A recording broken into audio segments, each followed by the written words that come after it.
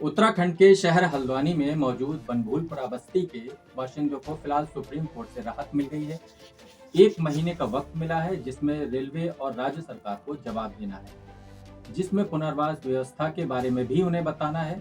अगर बनभूलपुरा बस्ती को जमींदोज करना ही है तो ये राहत की बात यहाँ के रहने वालों के लिए है ही, लेकिन फिर भी इस मसले को समझने की जरूरत है, खासतौर पर उनको जो इस बस्ती के वजूद से अनजान है और अतिक्रमण हटाने को आंख मूंद कर जायज मान लेते हैं। बात कुछ पुरानी है, कुछ नहीं बल्कि काफी पुरानी, जब अंग्रेजों के खिलाफ पहला स्वतंत्रता संग्राम भी नहीं हुआ था। तब 1845 में सर जमशेद जी जे भाई के साथ जगन्नाथ शंकर सेठ ने इंडियन रेलवे एसोसिएशन का गठन किया। इससे भी पहले उत्तराखंड के कुमाऊं की वादियों तक पहुंचने के लिए 1834 में छोटा सा शहर बनना शुरू हुआ, हल्द्वानी। हल्द्वानी के वजूद में आने के 50 साल बाद 1884 में यहाँ से रेलवे गुजरना शुरू हुई। बरेली नैनीताल रोड पर मौजूद भोजीपुरा से काठगोदाम तक रेलवे का ट्रैक बिछाया गया। फिर सन 1900 में रेलवे ब्रिटिश राज की सरकारी स्वामित्व वाली कंपनी बन गई। इसके 1 साल बाद 1901 में प्रारंभिक रेलवे बोर्ड का गठन हुआ। एक सरकारी रेलवे अधिकारी बतौर चेयरमैन हुआ करता था। इसके अलावा इंग्लैंड से एक रेलवे प्रबंधक और अन्य 2 सदस्यों के रूप में कंपनी के एजेंट थे। ये किस्सा हम क्यों सुना रहे हैं? काफी लोग मुद्दा समझ गए होंगे, लेकिन अभी इसको हम एक खास तरीके से समझने की कोशिश करेंगे। नमस्कार, मेरा नाम है आशीष आनंद। आप देख रहे हैं इंडस न्यूज 24x7।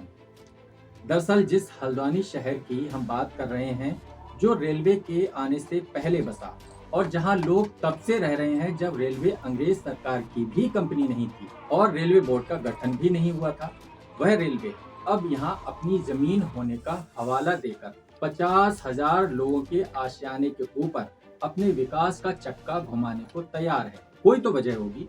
रेलवे को ये ताकत मिली हाल ही में हाई कोर्ट के हुक्म से, जिसने मान लिया कि ये जमीन रेलवे की है, जहां लोग अनाधिकृत तरीके से बसे हैं। ये जमीन रेलवे की इसलिए है कि राज्य सरकार ने कह दिया कि ये जमीन हमारी नहीं है। रेलवे का दावा है कि हल्द्वानी के बनभूलपुरा नाम की बस्ती में 69 एकड़ जमीन उसकी है।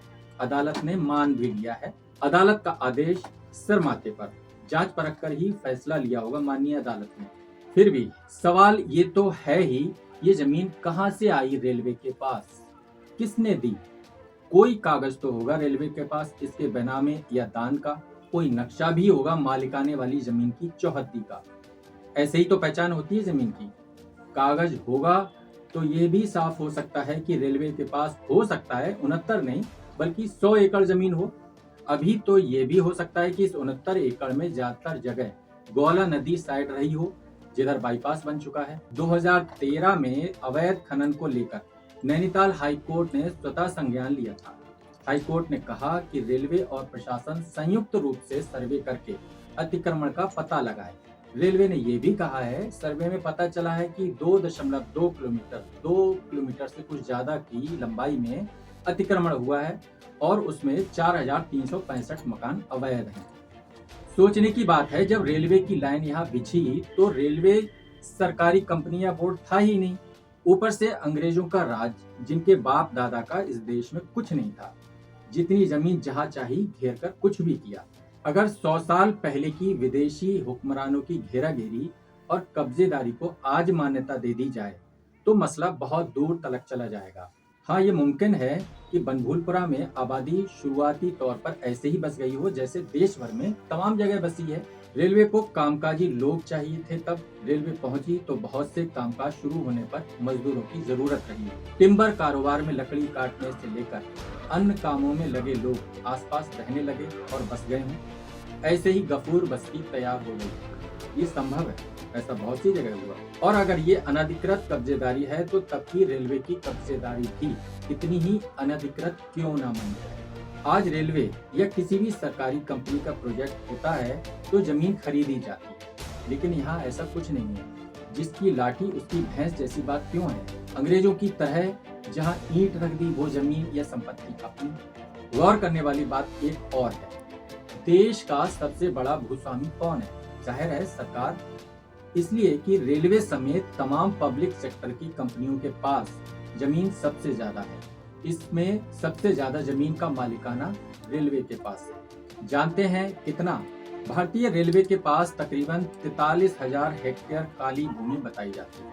इकोनॉमिक टाइम्स की एक रिपोर्ट के अनुसार रेलवे के पास 4,780 वर्ग किलोमीटर जमीन है, जो कि गोवा राज्य से 30% ज्यादा है।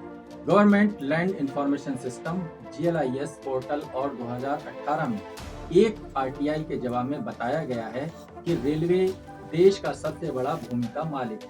लगभग 4,77,000 हेक्टेयर भूमि 3 मार्च 2018 तक थी।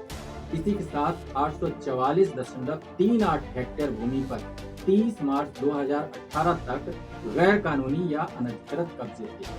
प्रेस इंफॉर्मेशन ब्यूरो के 29 नवंबर 2019 को जारी प्रेस नोट के अनुसार रेल वाणिज्य एवं उद्योग मंत्री पीयूष गोयल ने राज्यसभा में एक सवाल के जवाब में बताया कि 31 मार्च 2019 तक रेलवे के पास कुल 4,78,000 हेक्टेयर भूमि है, जबकि लगभग 821 हेक्टेयर भूमि पर अतिक्रमण है।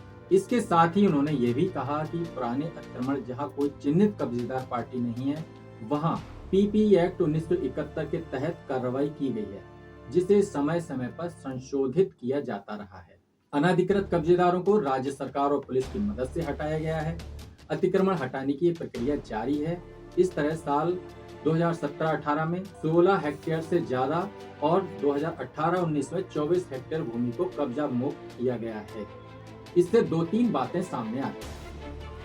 PP एक्ट से काफी पहले से बनभूलपुरा बस्ती वजूद में है। सरकार देश की है, सबसे बड़ी जमीन की मालिक है। फिर उसी देश के लोग बेघर क्यों होंगे? क्या सरकार की ये जिम्मेदारी नहीं है कि लोगों को रहने की जगह दे? प्रधानमंत्री आवास योजना इसी काम के लिए तो है। क्या इस आबादी को दूसरी जगह रहने का इंतजाम करने की जिम्मेदारी सरकार की नहीं है? क्या ये बेहतर है कि 50,000 लोग अचानक सड़कों पर जहां तहां लताड़े जाते हैं, वह भी तब जब रेलवे के पास जमीन की कमी नहीं है?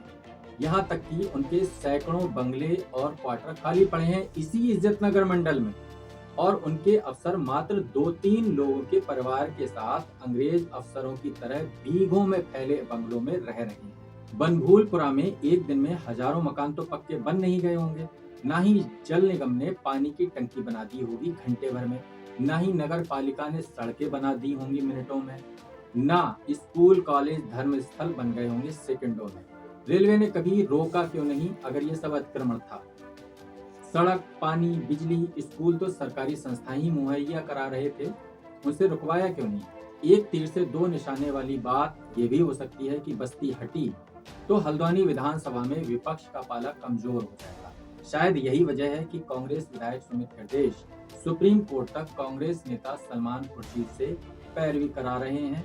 आखिर में हम एक छोटी सी बात, जब रेल को बेचना ही है वो भी औने पौने दामों में, तो इस जमीन की इतनी तड़प क्यों? इन मजदूरों गरीबों से ही कुछ पैसा लेकर सौदा कर लेने में क्या दिक्कत है? देश की संपत्ति का हर सौदा एक ही आदमी से करना जरूरी तो नहीं है।